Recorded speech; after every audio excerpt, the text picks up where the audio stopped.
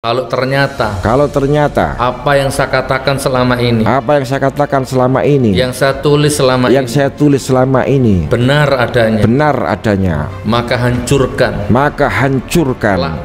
laknat, hina dinakan, cabut berkah rumah tangganya, cabut berkah rezekinya, siapapun saja yang menantangnya, yang tidak mempercayainya. Ini adalah soal yang serius, karena kalau seandainya memang terbukti ijazahnya palsu, ya berdasarkan hukum tata negara, maka presiden bisa diberhentikan, yaitu karena tidak lagi memenuhi syarat atau melakukan perbuatan tercela. Jadi jangan lupa ya, the clause of impeachment atau poin-poin atau klausula pemberhentian presiden itu, yaitu melakukan pelanggaran hukum berupa pengkhianatan terhadap negara, korupsi, ya, suap atau tindak pidana berat lainnya, ya, atau melakukan perbuatan tercela, atau tidak lagi memenuhi syarat sebagai presiden dan wakil presiden. Kalau memang asli itu kan menang, diunggulkan, ya, harga dirinya dibersihkan, ya, dari hoax, dari palsu, bisa memenjarakan Bambang Tri yang sekarang ditahan tapi nggak bisa ngomong jadinya kan, kalau dia ternyata gugatannya itu gagal gitu kan, dan seterusnya namanya akan moncer. Oh, terbukti lah, kok malah nggak mau. Ini memang pemirsa, semakin banyak orang berbicara, ya, guru-gurunya Jokowi, teman-temannya Jokowi, semakin kelihatan gitu loh, ya, untuk bisa dipersoalkan berkenaan dengan ijazah asli atau tidaknya dirinya. Jadi syarat untuk menjadi presiden itu adalah berpendidikan sekurang-kurangnya sekolah menengah atas. Jadi kalau seandainya walaupun tamat SMA menggunakan ijazah yang bukan ijazahnya, maka bisa dikatakan tidak memenuhi syarat, yaitu syarat kelengkapan. Sehingga perbuatan tersebut tidak hanya dinilai sebagai tidak memenuhi syarat sebagai presiden dan wakil presiden lagi dalam konteks ini adalah presiden, tetapi juga bisa dianggap melakukan perbuatan tercela.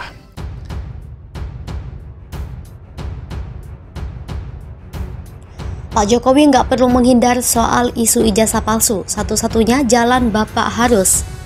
Pakar Hukum Tata Negara Refli Harun ikut menyoroti perihal perkembangan isu dugaan ijazah palsu Presiden Joko Widodo yang kekinian telah masuk ke pengadilan. Menurutnya, Jokowi atau pihak-pihak yang bersamanya tidak perlu menghindari atau isu tersebut. Pasalnya, sebagai kepala negara, masyarakat perlu mengetahui sejelas-jelasnya terkait ijazah tersebut. Lanjutnya, malah yang terjadi saat ini justru kesimpang siuran di tengah masyarakat. Bahkan Jokowi pun dituduh dengan berbagai macam. Karena itu, Jokowi mempunyai tanggung jawab meluruskan informasi yang dianggap salah. Kemudian, perihal klaim teman-teman semasa menempuh pendidikan seharusnya membuat pihak Jokowi lebih berani buka. Sidang kasus dengan ijazah palsu Presiden Jokowi akan kembali digelar pada Selasa 18 Oktober 2022 mendatang. Kuasa hukum Bambang Tri Egy Sujana menantang Presiden Jokowi untuk hadir dalam persidangan dengan membawa ijazah sekolah asli yang dimilikinya. Hal itu diucapkan Egy Sujana saat meminta Jokowi untuk datang ke persidangan dugaan ijazah palsu yang digugat oleh Bambang Tri ke Pengadilan Negeri Jakarta Pusat. Sebab di sidang pada Selasa 18 Oktober 2022, Jokowi selaku tergugat tak hadir ke persidangan.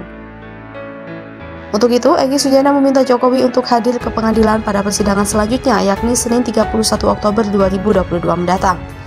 Jadi tanggal 31 Sudi kiranya datang supaya clear masalah ini, case close, dengan cara bawa ijazah aslinya dari SMP dan SMA kalau universitas kita gak gugat, ujar Egy Sujana dilansir tribunjakarta.com dari YouTube Mimbar Tubi, Minggu 23 Oktober 2022. Kata Egy Sujana, jika Jokowi tak bisa hadir karena kesibukannya sebagai kepala negara, maka bisa saja dia diwakili oleh kuasa hukumnya. Namun harus ada surat kuasa yang ditandatanganinya secara langsung.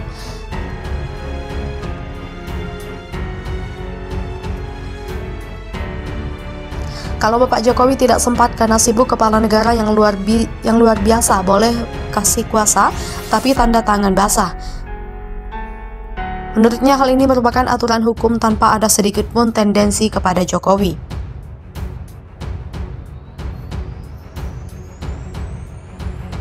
Selain itu, Egy Sujana juga berharap agar kliennya dalam hal ini Bambang Tri diperkenakan hadir ke persidangan, sebab saat ini Bambang Tri tengah ditahan oleh Mabes Polri atas kasus ujaran kebencian dan penistaan agama. Egy Sujana lantas mengutip tentang Peraturan Mahkamah Agung Nomor 1 Tahun 1956. Itu hak properti yang dimiliki Bambang Tri hasil penelitian, survei dia bikin, buku itu milik dia. Diketahui Bambang Tri dan Sugi Nur Raharja ditahan Mabes Polri atas laporan polisi nomor LP/B/0568/10/2022 Bareskrim Polri tanggal 29 September 2022 dengan pelapor Dodo Baidlawi.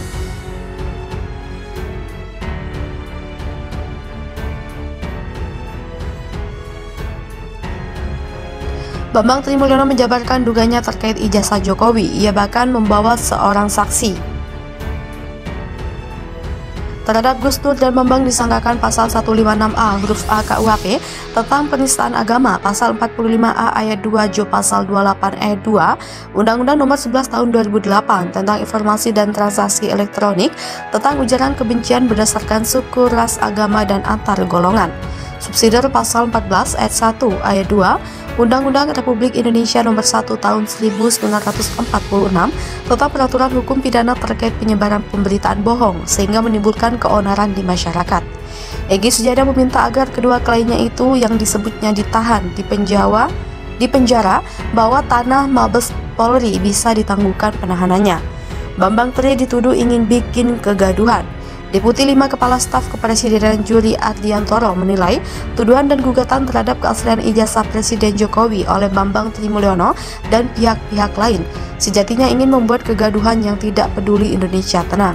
Bahkan sambung dia, mereka juga tidak peduli terhadap usaha-usaha pemerintah di bawah kepemimpinan Presiden Jokowi yang telah berhasil bangkit dari berbagai kesulitan akibat pandemi dan mendapat pengakuan mereka. Juli menyebut isu ijazah palsu Presiden Jokowi sengaja digulirkan oleh Bambang Tri Mulyono dan pihak-pihak lain karena mereka tidak ingin melihat kesuksesan Presiden dalam membawa kemajuan bagi Indonesia.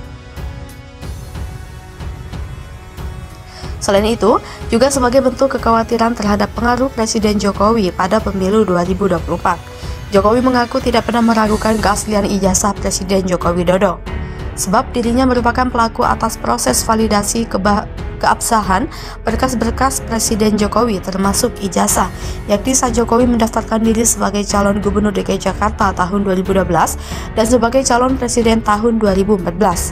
Juri menegaskan dalam dua peristiwa tersebut, KPU sebagai institusi yang menerima dan memeriksa dokumen yang diajukan telah melakukan verifikasi lapangan, termasuk membuka dan menerima pengaduan publik bagi calon-calon yang mendaftar.